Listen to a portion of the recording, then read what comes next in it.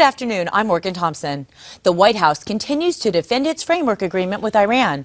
But now the Obama administration says sanctions are still being negotiated. It would not be wise, and it would not be in the interest of the international community, to simply take away all of the sanctions on day one. President Obama spent the weekend promoting the Iran nuke deal. He told the New York Times it's the best bet to make sure Iran doesn't get nuclear weapons. But Israeli Prime Minister Benjamin Netanyahu disagrees and believes this will be a, quote, historically bad deal. 2016 GOP hopeful Jeb Bush is looking to capitalize on his popularity with Spanish-speaking voters, but some question his tactics. Gracias, Ricardo.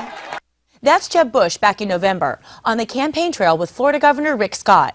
But now, the New York Times says Jeb marked himself as a Hispanic on a 2009 voter registration. Bush speaks fluent Spanish and his wife was born in Mexico. But the potential 2016 candidate took to Twitter today and said, "My mistake, don't think I've fooled anyone."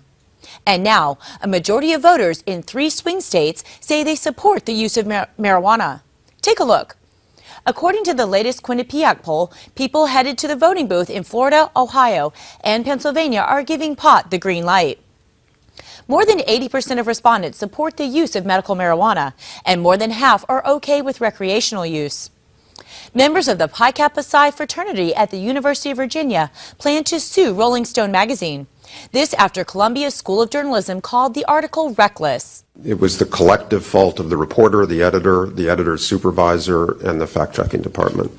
Rolling Stone retracted an article about an alleged gang rape at the Phi Kappa Psi frat house, and both the managing editor and reporter have since apologized. Former NFL star Darren Sharper appears in a New Orleans courtroom today and pleads not guilty to federal charges that he drugged women with the intent of raping them. Sharper has already admitted to drugging and sexually assaulting women in California, Nevada, and Arizona. But in Louisiana, he says he's innocent. The 39-year-old will serve at least 9 years in a federal prison. In New York, people are leaving hats, scarves, and cash donations at a statue of homeless Jesus. You can see it right here. This is just outside an Episcopal church in Buffalo.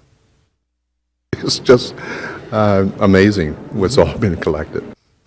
The church is taking whatever people leave behind and donating it to an organization that helps the homeless.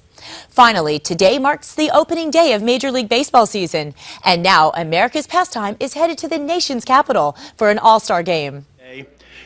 To announce that the 2018 All-Star Game has been awarded to the Washington Nationals. Washington has not hosted an All-Star Game since 1969. That's your latest Newsmax Now update.